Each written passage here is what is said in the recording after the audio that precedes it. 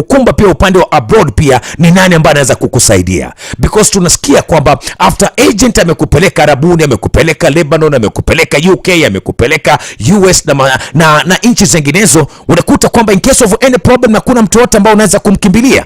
So what is the process, especially Manu tukiongelea kuhusiana na students, maana ile story ya Eldoret ilikuwa ni ya students wale walikuwa wanakwenda Canada. Exactly. Alright, tukiongelea kuhusiana na students right now, kuna wale ambao wamemaliza kwa mfano university, right?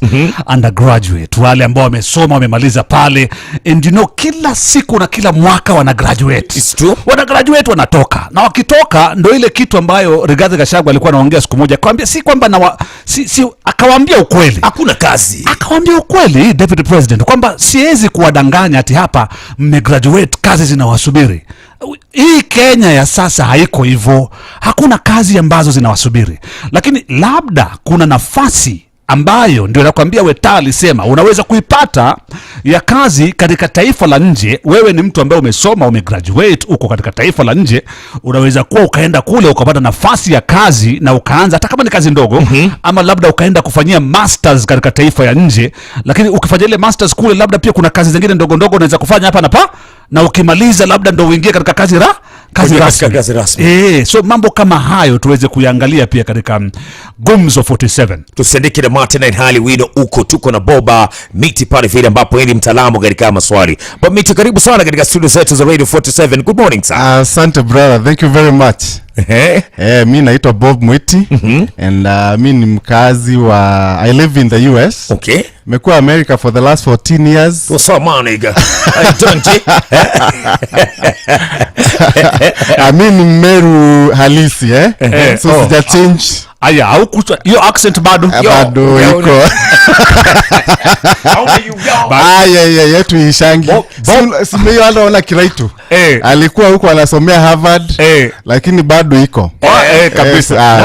Sisi ishangi. Yeye haitoki.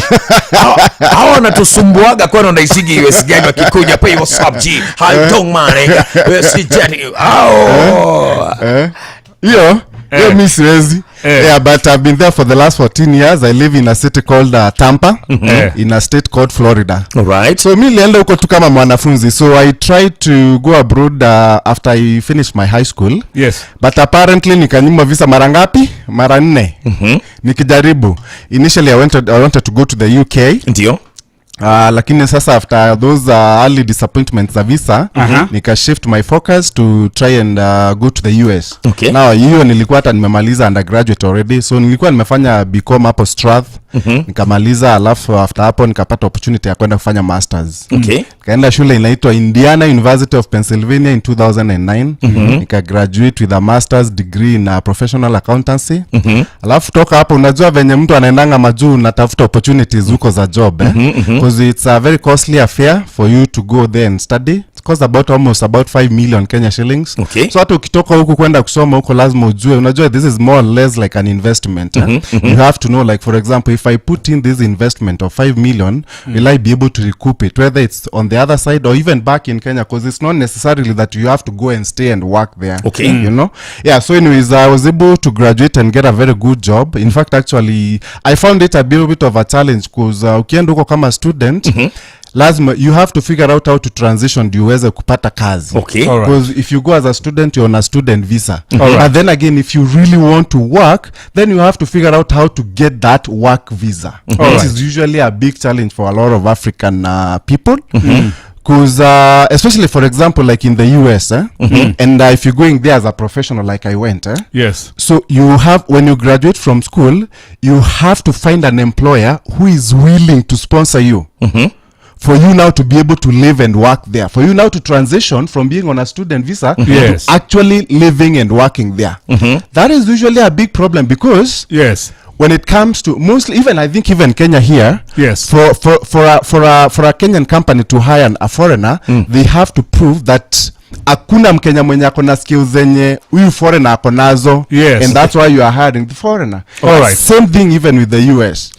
Okay, so Marekani lazima idhibitishe kwamba hii nafasi tunampatia Bob Colimo, hatujapata Marekani mwingine ambaye hakuna Marekani mwenye akona hizo skills. Are you serious? Yes. So you have now siwezi kusema tu nimependa tu Bob Colimo. Hapana.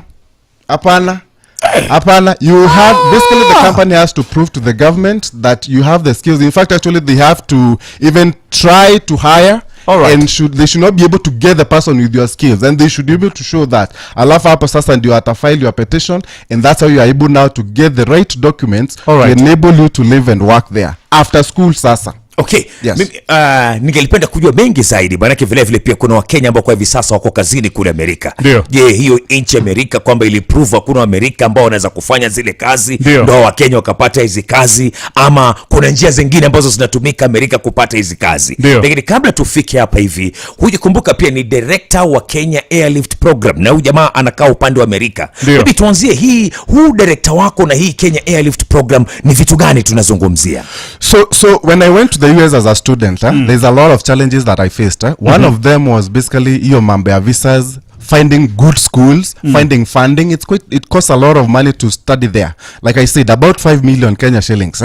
So unajua hakuna watu wengi wako na hiyo pesa. So me, when I went there and I faced all those challenges, and even when I tried to graduate and I couldn't get a job immediately, because unajua saa zingine tunadhani tu kazi ziko it was a challenge, because venye nimesema you have to find an employer who is willing to sponsor you, and you have to have the right skills. So out of all those challenges, I formed the Kenya Airlift Program, and that was in 2018. So initially I was working, I got a job as a systems analyst. I used to work for Fortune 500 company in the US implementing their big IT projects. But then again, after hapo sasa nikafanya for 5 years, and from there on I decided I really need to solve the problem African people, because mostly you'll find if it's 5 million, how many Kenyans can afford 5 million? Very few of them. So basically what we do in the Kenya Lift Program is we facilitate the process of relocation, tuition and living expenses, because it requires a lot of money. We're able to facilitate the students that process in terms of financing. So we offer unsecured student loans to students who come through the program, and on top of that we combine that with the tuition fee waivers from the universities that we work with. We have partnerships with about 10 universities in the US, including the school that I went to. Maybe ukiwa unaendelea kuongea, maybe unaweza kuongea na Kiswahili. Kuna watu wengi wangu ambao unawapoteza kwa hivi sasa Bob Mwiti. Kiswahili unakijua maybe? Sasa Kiswahili najua. Lakini nimekaa nje sana ile 14 is a long time. Wasipotee jamani, watu wangu wa Kakamega, Taita, Kisumu, wasipotee. Sawa. So sasa kutoka kwa hiyo challenge yenye nilikuwa nayo hizo vitu zote, nikaamua sasa ndio nianze hiyo mpango ya the Kenya Airlift Program, na venye nimesema huwa tuna facilitate students financing, tunawapea loans, and these are unsecured loans, and on top of that tunakuanga na tuition fee waivers ama scholarships na universities zenye tuko nazo pande ile kama partners. Tuko na university kama 10 zenye tunafanya kazi nazo, and since the inception tumeweza kufacilitate over 1.5 billion in unsecured international student loans to our students. We have a membership of about 2,000 students with about 300 students currently in the US wa America. Alafu tumeweza kupata more than 200 million in terms of scholarship ama hizo tuition fee waivers kutoka universities na tuna partnership now, na hizo zimeweza kupewa students wenye tuko nao. So and apart from kufinance because venye nimesema ndio uweze kupata job pande hiyo, you actually lazima ukue na skills zenye zinahitajika, and also even for you to get that skill lazima ukue na mtu mwenye amekuhold your hand na kuonyesha hizi skills ni gani, vitu kama hizo, and that even ndivyo some of the things that also we do in the Kenya Airlift Program. Okay. All right. Umesema kwamba mnapatiana loans to the students, mnapatiana waiver kwa tuition fee kwa students, na vile vile pia kwa hivi sasa maybe mumetoa maybe loans kwa takriban kama 1.5 billion 1.5 billion, yes, Kenya shillings. Mtu anajiuliza, okay, I need like 5 million maybe ndio niweze kukamilisha maybe masomo yangu course fulani upande wa Amerika pale vile. Hizi loans unamaanisha nini, na hizi waivers maybe zinatolewa kivipi? Explain for us to understand. So venye huwa tunafanya behind the scenes tuna kampuni yenye inatupea hiyo pesa, inaitangwa Empower Financing. They are based out of Washington DC, and for you, because wewe ndio uweze kwenda kusoma huko, let's say for example umeingia kwa program tumepata shule, tumeapply, umepata admission, shule pande hiyo lazima uionyeshe that uko na pesa ya kusoma. Ndio aweze kupea barua ya immigration, utaenda naye kutafuta visa kwa embassy. So venye huwa tunafanya is that tunakupea hiyo loan ukiwa tu pande hii, uweze kupata hiyo barua ya kwenda embassy, but sasa loan yako ikiwa approved utapewa hiyo loan ukienda pande ile. So huwa loan huwa inakuwa directly disbursed to the school. Shule inatoa pesa yao, alafu sasa wewe, because also you need money for you. Najua sasa ukienda kama student utakaa wapi, utakuwa unakula nini, even though the government tu inakuallow kufanya kazi huko kidogo kidogo, you only allowed to work like 20 hours, but still lazima lazima ukue na pesa ya your own living expenses. So hizo pesa zinaingia sasa kwa mfuko yako, zinakuwa channeled by the shule, unaingia kwa mfuko yako, ndio sasa uweze kutumia hiyo pesa as you move along studying for your masters. So that's even ndivyo tuna facilitate hizo loans. Alafu loan yenyewe unalipa in 10 years. So 6 months after graduation unaanza kulipa loan for the next 10 years. Alright. Na hii loan ni a student and it's unsecured. So huwa tunaangalia you have to be a very bright student. In fact actually mostly we require to have done at least your bachelor's, you must have scored at least a C+ in KCSE, na unafanya vizuri hata hesabu na kitu kama physics hivyo niweze kuingia kwa program, because at the end of the day hatutaki just kupea kila mtu. Lazima kuwe mtu mwenye ako serious sana na masomo. Nikuulize Bob, kwa sababu umeongelea kuhusiana na si lazima na sio ati kwamba ukienda kule Marekani ni guarantee utapata nafasi ya kazi baada ya kusoma. Sio lazima. So now I'm trying to imagine a situation where wewe umelipiwa na kampuni inaitwa vipi? Empower. Umelipiwa tayari na umekwenda huko nchini Marekani kweli, na umesoma na 5 million hiyo yote, sponsorship imetumika, na nafasi ya kazi haujapata, na unapaswa kuilipia for the next 10 years. Sasa umerudi nyumbani nchini Kenya kuendelea kung'ang'ana na maisha. Is there a situation like that? Manake kuna Mkenya mwingine atakaa hapa atasema 5 million, if you give me 5 million here in Kenya today, I can do something. Naweza kufanya mambo mawili matatu hapa nchini Kenya, nikafanya mambo mawili matatu, niseme mbona naenda Marekani na niko na milioni 5, si unipe tu sasa nikuonyeshe naweza kufanya nini hapa nyumbani. Ndio umesikia in as much as we are giving the 5 million in fact actually we give up to 15 million, we give up to $100,000 for 2 years, because a master's program we ina cost ina take 2 years kumaliza so each year $50,000 and another $50,000. So but you see atupai kila mtu mwenye ako anataka pesa. In as much as we want to help, mwenye tunataka kupea hiyo pesa ni mtu akona high chance ya kupata kazi pande ile. Meaning program yenye unaenda kufanya huko ya masters inafaa ikuwe program yenye iko very iko marketable, iko na demand. Alafu also when you are done, venye tulikuambia, we also do huwa tunafanyanga career support ndio uweze ku transition. So ukienda pande ile as you pursue your masters, huwa tunakutrain mambo za job skills, because mostly huwa tuna focus mambo za IT. So for example we have some amazing training programs za vitu kama cyber security, kuna data science, artificial intelligence, machine learning, hizo vitu zote. So hizo skills hizo ziko na kazi, hizo ukimaliza tu unapata. Actually that's why me personally, because me nilikuwa nimefanya BCom hapa Kenya, nilikuwa nimeenda kufanya MBA, so I thought I would become an accountant. Lakini sasa nika realize pande hiyo accountant kuna Amerika wengi sana wako na hizo skills, so sitapata kazi na sitapata makaratasi ya kufanya kazi huko. Nika transition nikaingia IT. So that's why even wenye huwa tunataka kusaidia sana kwa program hiyo ya Kenya Airlift ni wenye wako na interest ya IT career, cause huko kuna kazi. So hayo yote lakini bado pia vile vile maybe kuna mtu anajiuliza kwa hivi sasa, so what is the process? What is the process maybe to get in katika hii airlift? What nahitaji kitu gani? Ushaona, how am I going to get the visa? Nyinyi ndio mnamtafutia hiyo visa ama kuko vipi? Documents gani ambazo unahitaji? Na apply vipi? Na apply wapi? Ndio unaweza kufaidika maybe na mpango mzima ambao mnafanya kwa hivi sasa. Alright, asante sana. So huwa tuko kwa mtandao sana on social media, even me personally, unaweza enda unitafute huko, alafu tafuta tu Bob Mwiti, alafu utaweza kuona what we do. Also Kenya Airlift program yenyewe iko na page yetu ya Facebook, tuko na website www.kenyaairliftprogram.com. Also tuko na YouTube channel yenye huwa tunapost videos za all the beneficiaries of the program. Alafu tuko na ofisi hapa Muthaiga Square. Mtu akitaka kujua what we do anaweza tupigia simu hapo, alafu ndio tuweze, ama akuje hapo alafu ndio tuweze kumsaidia.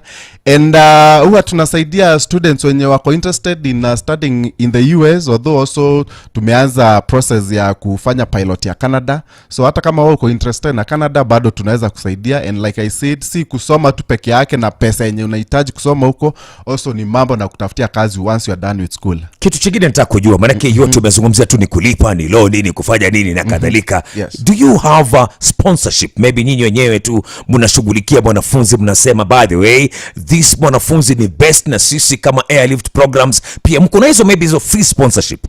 Well, so normally what you look for, mnawatafutia maybe students kule nje free sponsorship. So hata ukisikia tunapeana student loan at the end of the day tutakangi, in as much as unasikia tunaweza kupea up to $100,000 we don't want you to be burdened na pesa mingi sana ya student loan, in as much as ukimaliza utaanza kulipa na maybe kuna kazi utapata pande hiyo. So huwa tuna hiyo partnership na shule zenye tunafanya kazi nao, that's where we normally get hizo sponsorship ama zinaitangwa graduate assistantship awards. These are basically arrangements na shule where wanakulipia part of your tuition and then also wanakupea stipend on a monthly basis. So because of the partnerships we have with the schools, we are able to lobby for the universities to give priority to our students ndio waweze kupata hizo. Also at from an upfront perspective, huwa tuna offer through the schools that we work with, tuna offer tuition fee waivers so that, because normally international student, kama unaenda huko kama international student, you usually pay double of what the locals pay for universities huko because you are an international student. So venye huwa tunafanya ni tunaongea na shule, ina reduce pesa yetu. Sasa kama unaenda huko kama student wa Kenya Lift program, you don't have to pay like any other international student. Pesa yako ina reduce kidogo, unapea waiver. Tukona for example, unaona for example if a school is charging, let's say for example $20,000 per year, unaona student wetu maybe anachargewa $15,000 per year. Sasa hiyo $5,000 imekuwa waived by the shule, but still E15 lazima atafute pesa kwenye atapata. So hiyo ndio tuna finance na student loan. Umezungumzia kuhusiana pia ukiwa kule America, ukiwa unasoma pia you can transit kutoka student visa to working visa. Maybe what is the process? Unahitaji vitu gani? Maybe kuna mwanafunzi kwa hivi sasa yuko interested na akifika kule America maybe hajui process ni gani. What is the process ya mimi kujitoa katika student visa kwenda katika working visa, na inapatikana kivipi? Okay, first of all, the US government huwa wana allow student wakimaliza, by the time ukimaliza unapeangwa work authorization ndio uweze kutafuta kazi in the area yenye ulikuwa umeenda shule. Okay, so huwa the government inakuallow ndio uweze kutafuta kazi because it takes time for you to get a job. So unapeangwa work permit ya between 1 year to 3 years.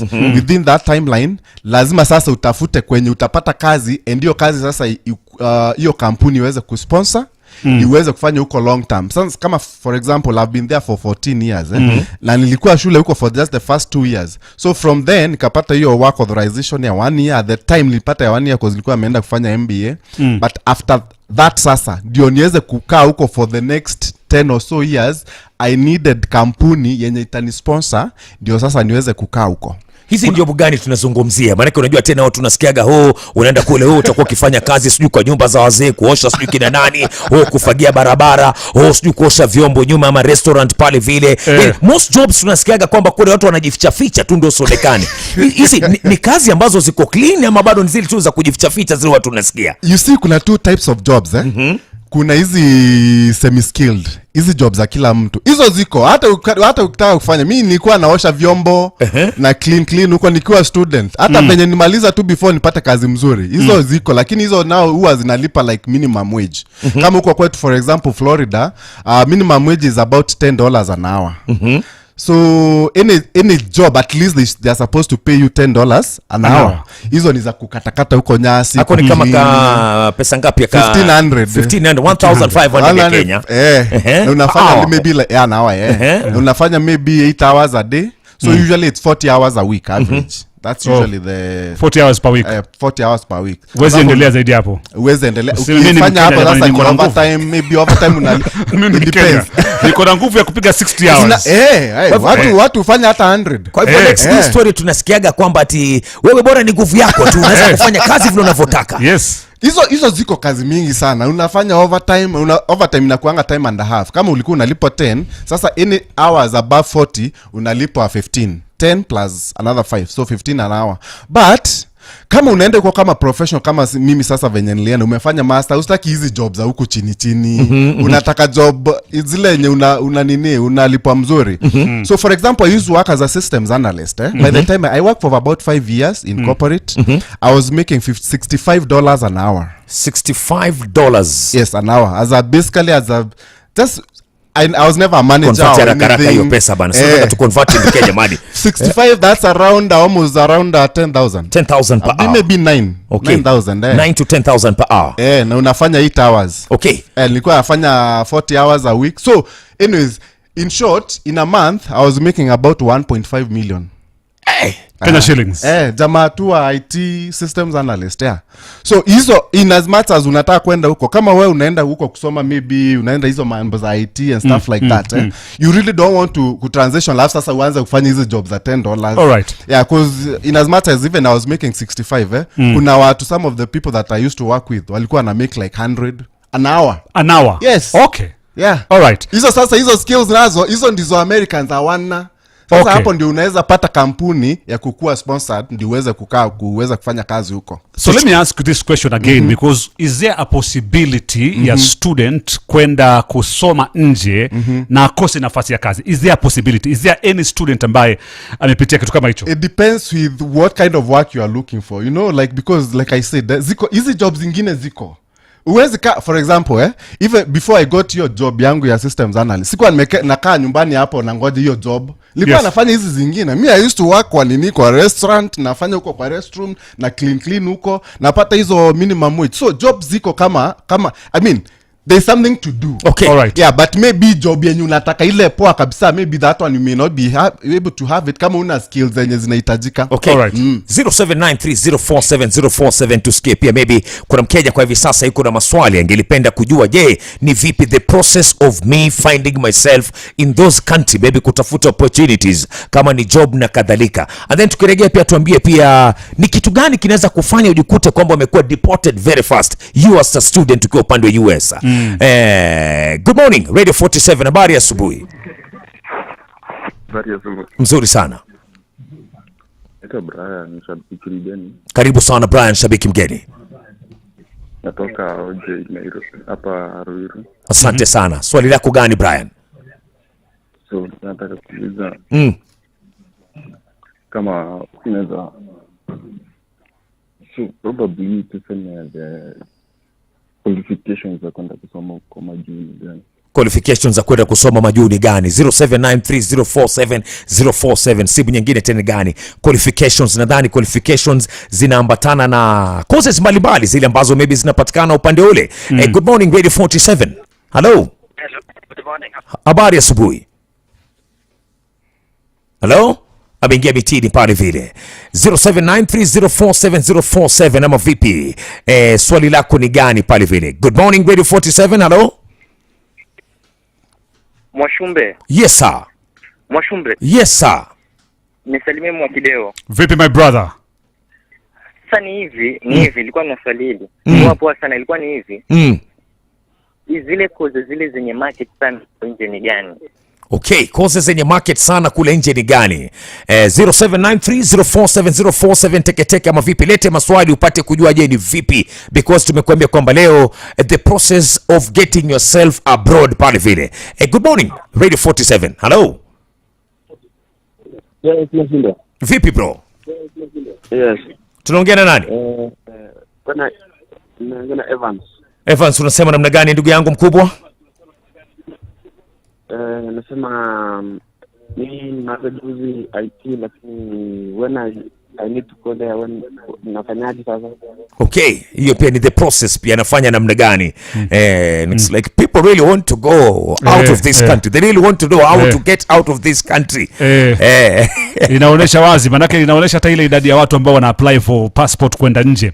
Wengi wanataka kujua process ni gani, lakini kuna maajenti wengi tu, kama mmoja wao ni Bob hapa, ambaye yeye anasema kwamba you do not need to have the money, si ndio? Wao wanakupatia sponsorship, lakini kwanza lazima umefanya vipi katika masomo yako? Lazima uwe kiwango gani? Yes.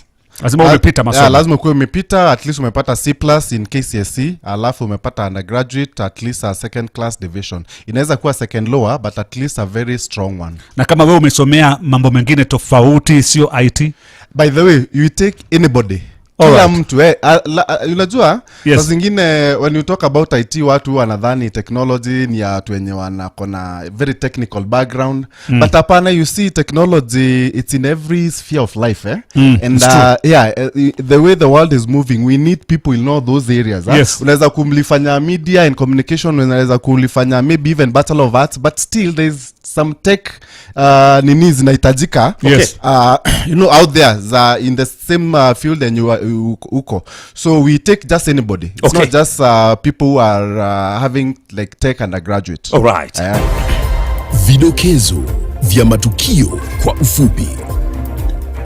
Kwa ufupi ni kwamba shughuli ya kusajili makurutu wa kujiunga na jeshi la taifa kuendelea leo hii. Na kwa haya na mengine mengi, bila shaka atakufahamisha Edwin Simiu ikifika mida ya saa 3 kamili East African Time. Vidokezo vya matukio kwa ufupi.